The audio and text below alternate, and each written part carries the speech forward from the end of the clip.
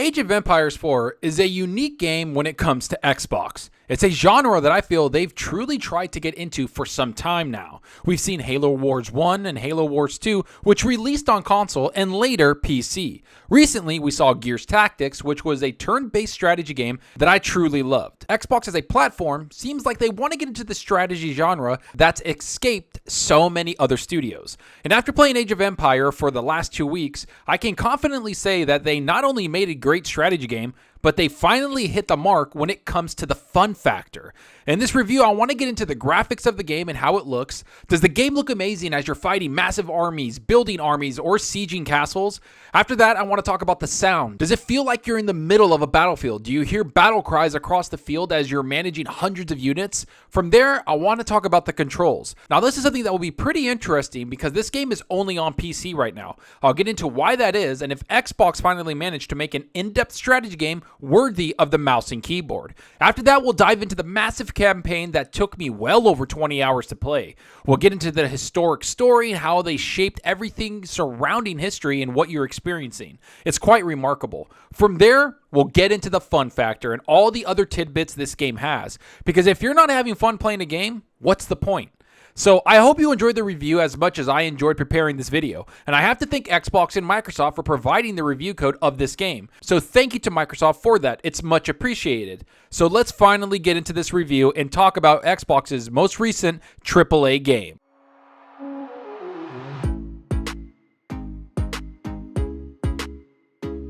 But before we get into the review, please hit that subscribe button and that like button. The support is greatly appreciated. And if you want to be notified on future reviews and content, hit that small little bell icon. It helps out the channel a lot. Okay, so the first thing I want to talk about has to be the graphics of the game. Now, I was playing this on my PC, which is a powerhouse rig, so while I was getting the best performance possible, I still believe the game was optimized very well. I also played this on my other older PC, which was a 2080, instead of the 3090 I have. I have the FPS counter on all my captures to show you what I was getting on everything with Ultra. Now, as for the environments in the game itself, I have to say it was stunning. There were moments when I was fighting multiple armies at the same time and just trying to keep my armies alive while replenishing resources, but I would stop and just look at the mayhem going on and enjoy the spectacle. This would happen multiple times throughout the campaign, especially when you siege a castle or fort. I found those to be some of the best moments in the game. I would use siege weapons, soldiers, cavalry, and go crazy on the castle walls.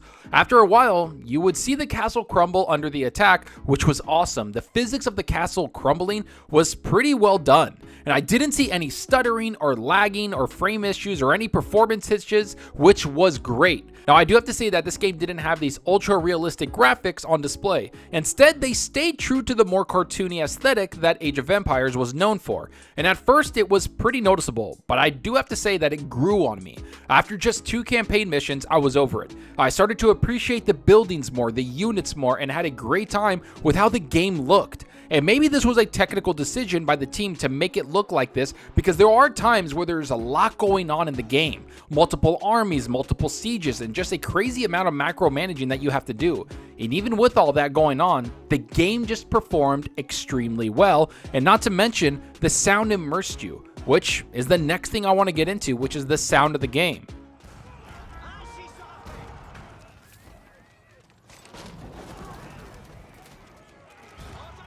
This game, I have to say, has some awesome sound quality, yet it's very basic. During battle, you would hear men scream as they charge into battle, you could hear certain siege weapons coming to attack you if you paid attention, and not to mention the units would say certain things to you in their native language. Some I could understand, others I couldn't. But again, just like most RTS games, the units didn't have a lot of depth to them. But I do have to say that the fighting and the archer shooting or the siege weapon shooting and everything going on felt pretty awesome and immersive. Those sounded great. Oh, and when you finish a campaign mission, they would always have a narrator tell you about the history you just played through. That was very History Channel-esque for me. It was like watching a documentation, but playing through it. The person voicing that was done very well, and I could see what they were trying to accomplish with that, and they actually hit the mark. So big props to Xbox on that. But overall, I would say the sounds of the battle were pretty cool, but I think it could have been better. Don't get me wrong, there's a lot of cool things there, but overall, the sound just didn't hit me. And to be honest, I don't really pay attention to the sounds of a game when I'm playing RTS strategy games. I'm more focused on micromanaging my units and building more units to replenish my armies and my front lines. That's my main goal when playing these games. The only game that I would say really made me appreciate the sound during a strategy game was StarCraft and Gears Tactics, mainly because they have such unique sounding enemies that are basically space enemies. Maybe that's why the units in Age of Empires 4 isn't that memorable. Maybe it's because they're grounded in our reality. Instead of epic space battles and spaceships and huge guys fighting everywhere, you're kind of grounded with this game, and I have to say, it's still pretty good. But speaking of micromanaging units, let's get into the controls of the game. This is something I was going to be very critical of in the game because I'm an avid strategy gamer and I'm extremely harsh on strategy games that don't get the controls right. Yet I have to say that this game has taken a lot of the best control schemes from other strategy games and implemented them into here.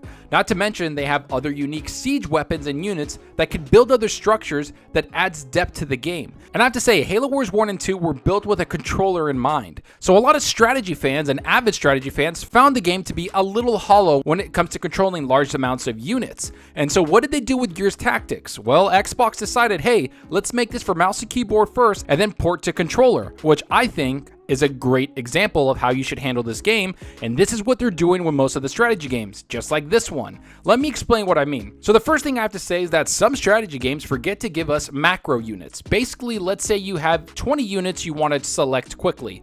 What you do is hold control and press the number 1.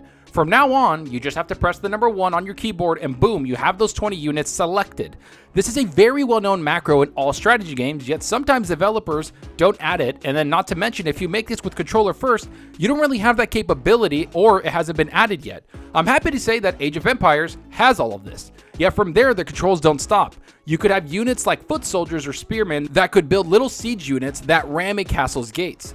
You can have hero units or kings or generals from history that have abilities. This added a massive dynamic I didn't see coming, and I enjoyed that thoroughly. I had a unit that could boost units' health with a battle cry, but also had another unit that could boost their damage while demoralizing the enemy unit. This added a massive strategy aspect to the game I fell in love with, because in this game they truly explain what counters what in the first few missions of the tutorial. Here's an example. Spearmen counter horsemen, yet armored horsemen can take them out unless you upgrade your spearmen to hardened. Foot soldiers counter spearmen, yet if you have archers behind your spearmen, they can counter the foot soldiers. And if you have horsemen, they counter the archers because they're fast and can close that gap of speed between the arrows flying at them. Oh, and their armor protects them from archers.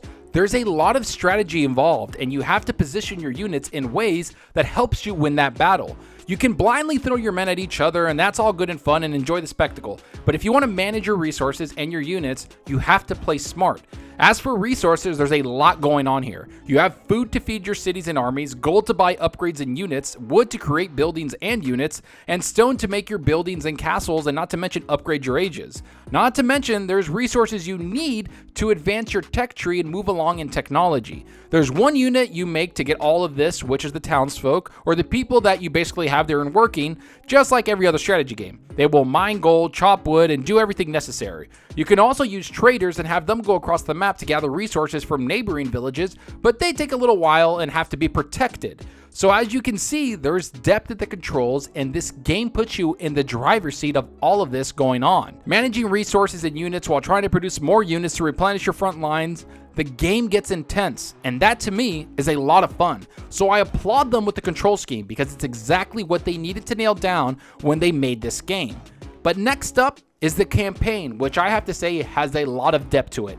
There's multiple types of missions, and most of them require you to either defend a castle, but then break out and defeat the enemy, or there's some where you control a small band of units and have to take out an incoming force with ambush guerrilla tactics. And there isn't just one objective. You also have optional missions that you can do during a mission if you want. This expands the gameplay and also tests your smarts, because you have to divide resources or decide to take on a challenge. I would actually take on all optional challenges I saw because I found the game to be far more fun once I did. And don't get me wrong, doing the main mission was hard enough most of the time, but doing the additional missions really tested my strategy acumen. Yet the cool thing about this game is that after every mission, like I said earlier, there's this cool cutscene of the place you just fought at in real life, with a History Channel feel to it. They talk about what happened and what happened next in history, which you're going to play out now. It's pretty cool to see, and since I'm a massive history buff, I appreciated this a lot. I didn't want actors or some other things in the game, and I have to say I think they have something where this type of storytelling can be somewhere in a game that I like. Like I said before, there's this documentary feel to it that you control and play. Now, as for the length of the campaign, I easily got 20 hours from this thing, and there's about 4 different campaign stories with different countries. Each one has about 8 to 10 missions, and they're a lot of fun. You get to play all factions and go through their history, so there's a lot of content there. And this doesn't even involve the multiplayer, which I didn't even get to play because who would I play with? It was a review copy. But there's also scrimmage versus AI, which was fun, but I have the most fun in the campaign because RTS games, I love playing the campaign and against other people. So when this game releases officially, I want to jump back into the multiplayer and check it out. Which brings me to the fun factor of the game. I have to say, I had a blast playing this thing. I enjoyed sieging a castle with all my units and siege weapons. I had even more fun defending a position with men while armies tried to take over my capital. But mostly, I had fun just getting lost in the campaign missions that would take me upwards of 45 minutes to complete, sometimes an hour. I love that this game didn't hide away from the strategy aspect and didn't try to make this game something that was easily picked up and dropped later. Were there quick campaign missions that took 10 or 15 minutes? Of course there was. And those missions were there to help explain unit types and give you an understanding of the game. But as you go deeper in the campaign and deeper into the strategy and upgrading units and into new ages, it became such a vastly better game. If you judge the game off of the first 10 hours of the campaign, you would do yourself a disservice. This game deserves a lot of time to really sink your teeth into. I had a mission where I was getting attacked by French raiders while trying to hold off another French general's army that was invading. I had 2 options: pay the raiders off to leave me alone, or go to their camps and take them out. Being confident in strategy games, I decided to take out the French raiders while taking out the general's men. 45 minutes in, I was in desperation mode. Barely any units, the French raiders were relentless and had about 9 camps all over the map. The French general was closing in on me. I decided to finally pay the 800 or 1000 gold to the French raiders to leave me alone and then concentrate on the French general. It was a humbling experience, but a fun time because it showed me this game isn't going to just roll over and give you the win. Instead, you might fail, you might stumble, but you have to make hard decisions to move forward. That's what I respected out of this game the most, and what I had fun with the most. I had to adjust my approach to multiple scenarios that I haven't done in a strategy game for a pretty long time. The last game to do that was Gears Tactics, which challenged me during the boss battles, but nothing else so much after that.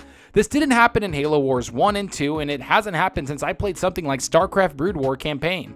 So yeah, I enjoyed the game. It had a lot of fun moments and a lot of challenging moments, which I find even more fun. So what does that all mean, and what score do I give it? Well, I hate giving things a number because I find it weird and people will judge a game because it has an 8 or a 7 or a 9. So I have to say I would suggest people that play RTSs to play this game.